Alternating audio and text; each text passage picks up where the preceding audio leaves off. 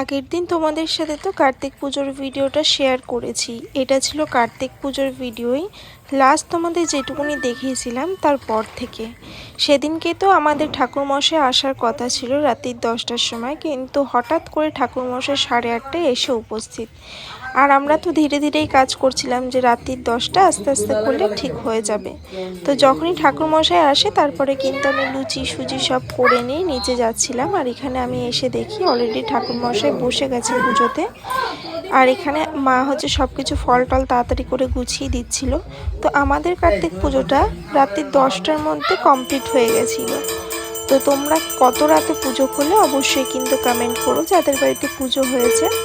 তো আমাদের যেহেতু দুটো কার্তিক ঠাকুর হয়েছিল, সবাই খুবই আনন্দ পেয়েছিল। আর এখানে দেখো আমরা সবাই মিলে খুবই এনজয় করেছি, আমাদের পুজোটা ভালোভাবেই কেটেছে।